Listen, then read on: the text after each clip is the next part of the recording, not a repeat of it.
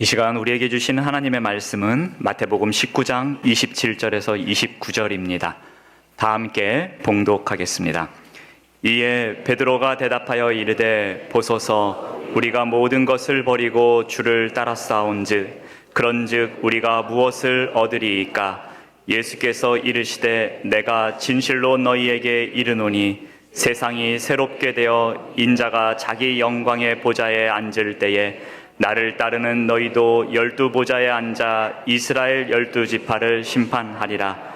또 내 이름을 위하여 집이나 형제나 자매나 부모나 자식이나 전토를 벌인 자마다 여러 배를 받고 또 영생을 상속하리라. 아멘. 미국 신학교에서 박사과정 학생을 뽑을 때 학생에게 중요하게 보는 몇 가지 항목이 있는데 신학교에서 대단히 중요하게 여기는 독특한 항목이 하나 있습니다. 뭐냐면 티처블하냐 아니냐는 것입니다. 티처블하다 이 말은 스승의 가르침을 배우려는 자세가 잘 돼 있느냐를 보는 것입니다.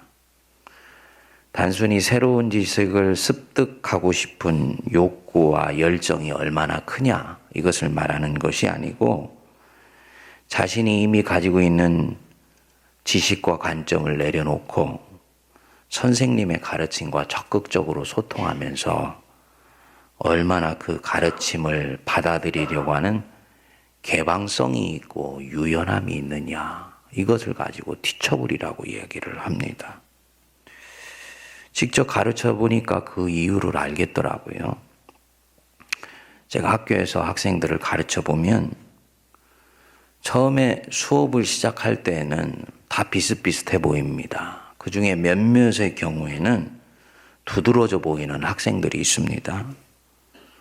그런데 학기를 마칠 때 페이퍼를 내는 경우를 보면요. 불과 한 학기이지만은 적어도 제가 가르치는 과목에서는 차이가 납니다. 선생님이 가지고 있는 신학적인 관점과 적극적으로 소통하면서 끊임없이 이 수업에서 가져야 되는 그런 새로운 안목들을 자기 것으로 만들어간 사람의 경우는 처음에는 약간 부족해 보였지만 두드러지는 페이퍼들을 내는 경우들을 많이 발견합니다. 반면에 본인이 가지고 있는 관점이 처음에는 굉장히 아주 신실해 보이고 견고해 보였는데 그 관점을 그저 사수하기 위해서 한 학기 수업을 하게 된 경우는 그렇게 눈에 두드러지는 발전을 보이지 못하게 됩니다. 티처블하지 않았던 것입니다. 예수님의 12제자 안에도 비슷한 현상이 일어나게 되었습니다. 오늘 우리가 읽지는 않았습니다만 19장 30절에 보면 그러나 먼저 된 자로서 나중되고 나중된 자로서 먼저 될 자가 있느니라. 이것은 주님을 배우고 익혀서 하나님의 뜻을 행하는 데 있어서 아주 중요하게 적용되는 원리였습니다. 먼저 되었는데 나중되고 나중되었는데 먼저 된다. 예수님께서 12제자를 부르셨는데 그 12제자들 안에서 시간이 가면서 스승의 가르침에 반응하면서 쭉쭉 자라가는 그룹이 있는가 하면 처음에는 탁월해 보였는데 시간이 지나면서 뒤로 처지는 그룹이 생기게 되었습니다. 제자는 결정되는 것이 아니고 만들어져 가는 것이라는 걸 여러분들이 꼭 기억하셔야 됩니다. 앞에 그룹, 스승의 가르침에 반응하여서 주님 보시기에 당신의 일을 맡길 만한 그룹으로 들어간 사람들이 베드로, 요한, 야고보 이런 분들이었습니다. 반면에 처음에는 탁월해 보였는데 뒤로 처지는 그룹의 대표적인 경우가 누굴까요? 가룟 유다였습니다. 이 베드로 같은 경우는 특히 가난하고 배운 것이 짧은 사람이라고 하지 않았습니까? 그런데 제자 그룹 안에서 빠른 속도로 성장해 가면서 예수님의 주목을 끌게 됩니다. 성격은 대단히 급하고 다혈질적인 성격입니다. 예수님을 믿기 전에도 그렇지만 믿고 나서도 따르고 나서도 자주 실패하고 자주 넘어졌습니다. 예수님이 무리를 걷는 것을 보고는 다른 제자들은 두려워 떠는데 예수님한테 자기도 무리를 걷게 달라고 요청을 하지 않습니까? 그래 걸었지요. 결국은 또 바람을 보고는 허우적거려서 빠져갔어요. 주님한테 책망을 받았습니다. 왜 의심하였느냐 이 믿음이 적은 자요. 그러다 결국은 메시아관에 관한 문제 때문에 예수님과 정면으로 부딪혔어요. 그 때문에 주님한테 엄청난 충격에 가까운 책망을 받았지요. 사탄아 내 뒤로 물러가라. 엄청난 꾸지람이었습니다. 여러분들이 만일로 베드로라면 이런 상황에서 여러분은 어떤 마음이 들까요? 여러분들이 예수님을 따라가는데 그 따르는 여러분 보고 사탄아 너 왜 그런 식으로 반응하냐? 왜 그런 식으로 행동하냐? 라고 말한다면 여러분들은 어떤 생각이 드시고 어떤 반응이 드시겠어요? 나보고 사탄이래. 예? 아마 10명 중에 9명은 엄청난 시험이 들 것입니다.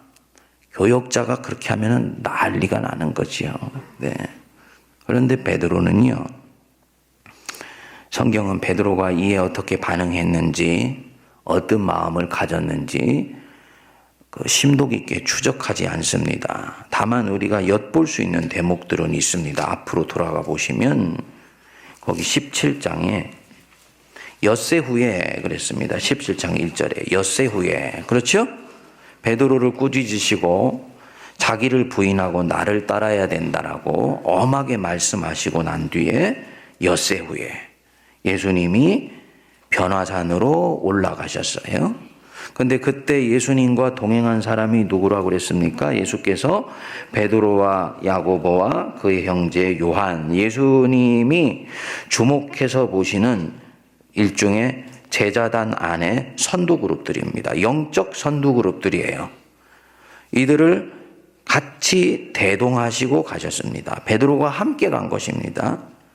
예수님이 변화산에서 영광의 왕체를 나타내시는 것을 보고는 베드로가 말을 하죠. 4절에 보면 베드로가 예수께 여쭈어 이르되 주여 우리가 여기 있는 것이 좋사오니 만일 주께서 원하시면 내가 여기서 초막 셋을 짓되 하나는 주님을 위하여 하나는 모세를 위하여 하나는 엘리야를 위하여 하리이다. 쉽게 말씀드리면 주님 시종 들면서 이 변화산에서 예수님과 같이 살고 싶다 그 얘기입니다. 예수님 따라가는 마음이 전혀 흔들리지를 않았을 뿐만 아니라 오히려 그 사탄아 물러가라는 책망을 받고 더 견고해졌다는 얘기죠. 그리고 18장 19장에 오게 되면서 오늘 주신 말씀처럼 우리가 모든 것을 버리고 주를 쫓아 싸우니 라고 주님 앞에 자신들의 신앙을 고백하는 것이지요. 단순히 부자 청년이 가진 것이 많아서 예수님을 따르지 못하고 주님의 명령 거부하고 저렇게 간 반면에 주님 우리는 모든 것을 부리고 주님 쫓았으니 주님 우리에게 뭐 주시겠습니까? 하고 본인들의 신앙을 자랑하는 것이 아니고요. 자신들의 마음은 모든 것을 버리고 주님을 쫓을 정도로 이제는 주님을 향해 더욱더 정리가 되었고 더욱더 주님을 향해 내 믿음은 단단해졌습니다. 정말 이제는 모든 것을 버리고 주님 따르고 있습니다. 이게 베드로의 지금 고백입니다. 주님한테 사탄이라는 말을 들으면서까지 심한 꾸지람을 받은 후 자기의 잘못된 메시아관을 고친 것입니다. 주님이 자기 원하는 대로 당신의 발걸음을 옮기지 않으시는 것을 보고 주님이 내 뜻대로 움직이시지 않는다고 하여서 시험에 든 것이 아니고 오히려 자기가 주님과는 다른 방향에서 예수님을 따르고 있었다는 것을 빨리 깨닫고는 자기를 고쳐서 주님의 관점에 자기 인생을 맞추는 것입니다. 주님의 주파수에 자신의 주파수를 맞추는 거예요. 여러분, 이것이 티처블한 것입니다. 가르침을 받아들이는 자세고 제자로서 빠르게 성장하고 성숙해 가는데 대단히 중요한 자세입니다. 뒷선자가 앞서게 되는 비결이고요. 앞에 서 있었던 자가 뒷서는 사람에게 추월당하지 아니하고 더 앞으로 쭉 뽑아져 나가는데 대단히 중요한 영적 자세입니다. 뭐라고요? 티처블해지는 거예요. 스폰지처럼 예수님의 가르침을 빨아들이는 거죠. 자기 심령의 영적인 자양분을 가져가는 것입니다. 반면에 가룟 유다를 보십시오. 제자단 안에서 처음에 두드러졌던 사람이에요. 그러니까 예수님이 연보궤를 맡긴 것입니다. 재정을 맡는다는 것은 굉장히 시험거리가 될 수 있는 일이고 지혜롭지 않으면 맡을 수 없는 부분인데 주님이 그걸 맡겼어요.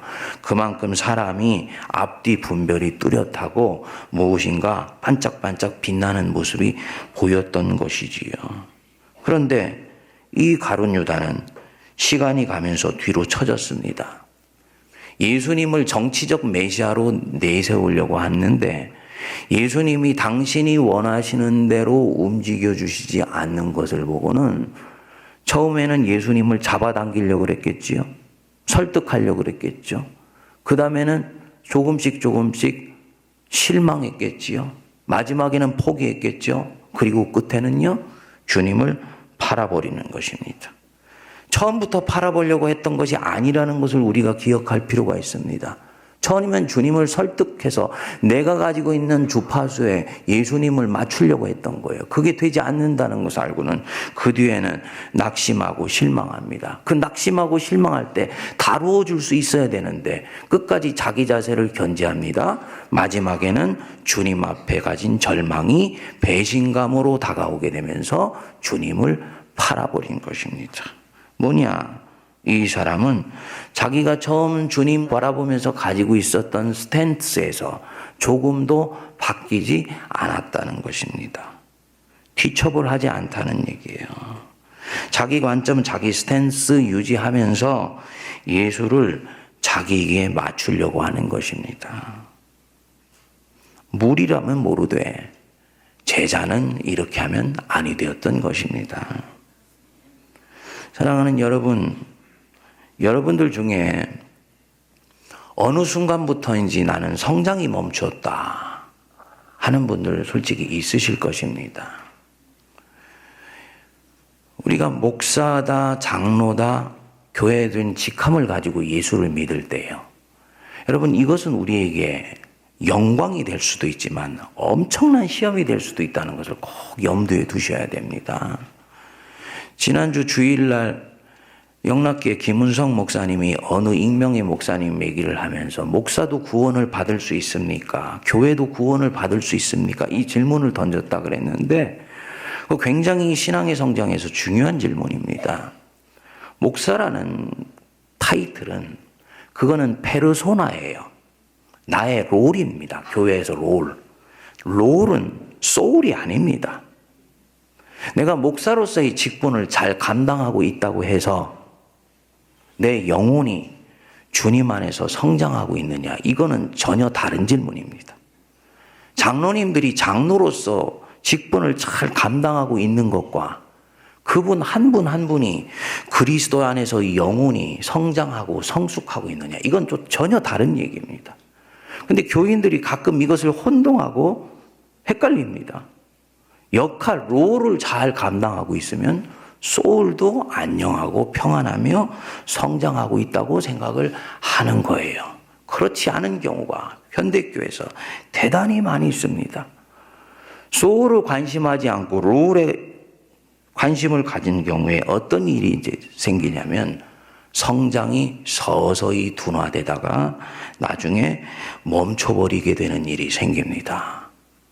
예. 시험에 든 것입니다. 그런데 문제는 시험에 들어있다는 것을 자기도 몰라요. 그래서 야고보 사도가 너희들의 많은 사람들이 선생 되려고 하지 말라고 말씀했던 것입니다. 무슨 뜻이냐? 그는 지금 배우려고 하지 않는다는 거지요. 티처블해지지 않았다는 것입니다. 기록된 말씀 앞에서 겸손히 배우려고 하지 않고요. 선포되는 말씀 앞에서 반응하려고 하지 않고요.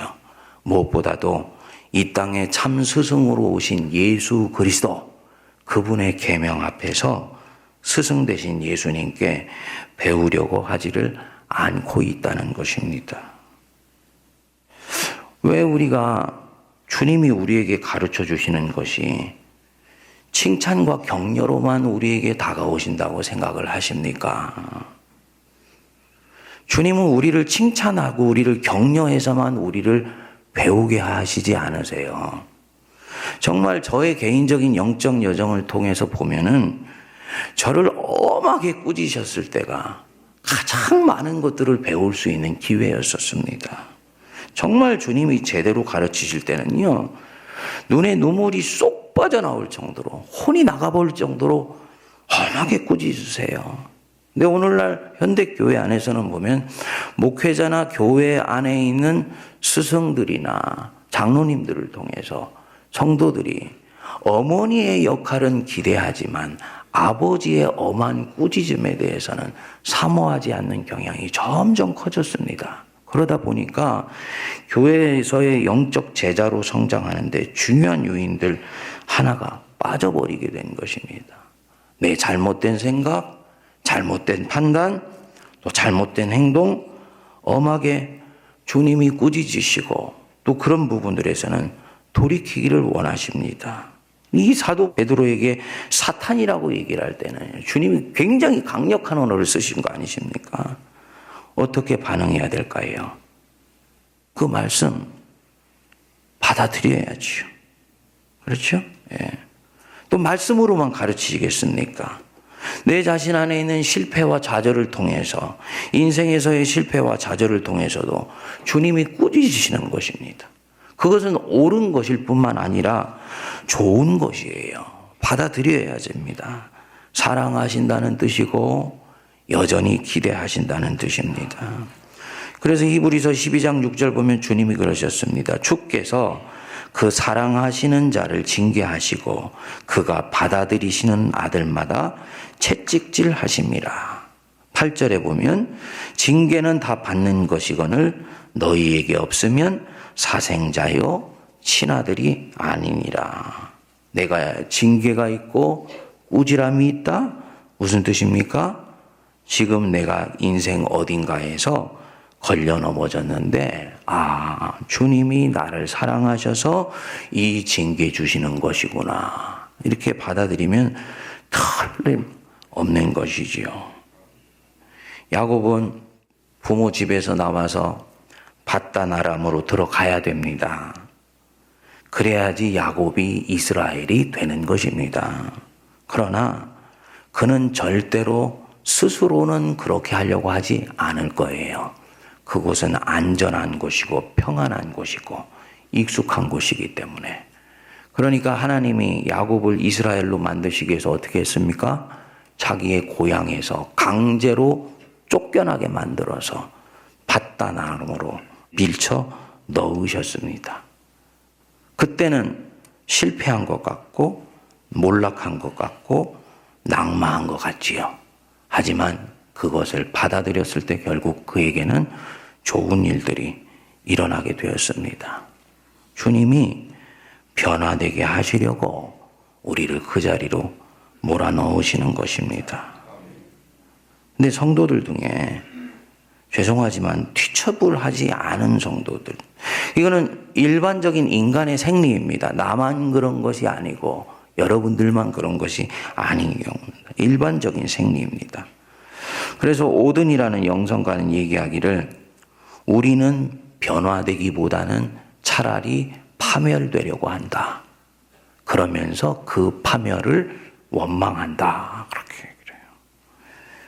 우리는 변화되려고 하기보다는 할 수만 있다면 파멸되기를 택하려고 그래요. 그 대표적인 경우가 바로 티처블하지 않았던 이 가룟 유다의 길이었던 것입니다.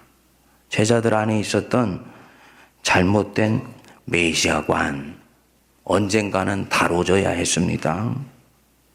저와 여러분들 안에 있는 제자로서 출발을 했지만 온전히 제자로서 성장해서 성숙하기 위해서는 내 안에 뽑혀져야 되는 것들이 있는 것입니다. 자기중심적이고 자기 선입관에 사로잡혀 있는 방식들, 주님이 다루시기 원하세요. 당연히 내어 맡겨 드려야 되지요. 그 가르침 앞에 부드러워져야 되는 것이지요. 그리고 이렇게 자라가는데 성장의 기쁨이 있는 것입니다. 우리 장모님 얘기를 좀 제가 한 토막만 좀 드리고 싶습니다. 하루는 수련원에 가가지고 권사회가 수련회를 하는데 목사님이 오셔서 말씀을 전하시는데요. 이 목사님 말씀하시는 게 꼭 자기만 콕 집어가지고 뭐라고 하는 것 같더랍니다. 마음이 불편하잖아요. 실제로 그 목사님이 그러셨는지 아닌지 모르지만 중요한 것은 본인이 그렇게 느꼈다는 거예요.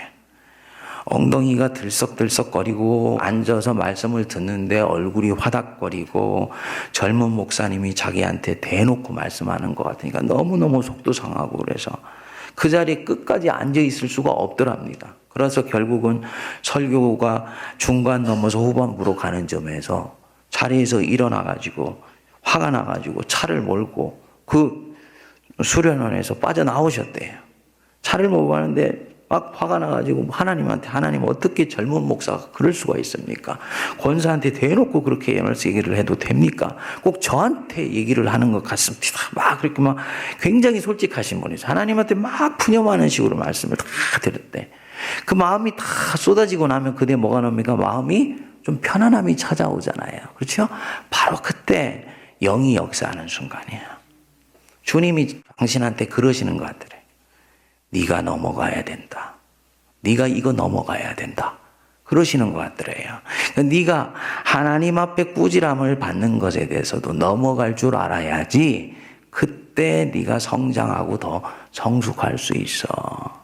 단순하고 담백한 분이니까 그 얘기를 딱 듣는데 성령님이 당신에게 하시는 말씀으로 본인은 들었다는 거예요. 그래, 내가 넘어가야지. 그리고는 내려오던 차를 돌려가지고 다시 올라갔대. 그리고 목사님을 딱 만나가는데 마음속에 기쁨이 넘치더랍니다. 무슨 기쁨일까요? 넘어간 기쁨이야. 이거 느껴본 분은 아닙니다. 제가 어저께 성장의 기쁨이라고 말씀드렸는데 내가 작년 이맘때보다 자라있다. 작년 이맘때는 내가 이런 상황에 있어서 아주 거칠게 반응을 했는데 올해는 내가 같은 상황에 처했는데 잠잠하게 반응하고 있는 자기 자신을 보게 됩니다. 거기에 성장했다는 것에 갖고 있는 어마어마한 기쁨이 있습니다. 더 큰 기쁨은요. 나는 거칠고 투박한 걸림돌 같은 자였는데 내 거친 성품 안에 예수 그리스도를 닮은 모습이 조금씩 자라가고 있는 것을 내 자신이 목격했을 때 주는 굉장히 큰 기쁨이 있습니다. 이게 제자로서 자라가는 기쁨이에요. 진리를 깨달아서 믿음이 더욱더 견고해지면서 찾아오는 자유함이 나에게 바로 이 기쁨을 주는 것입니다.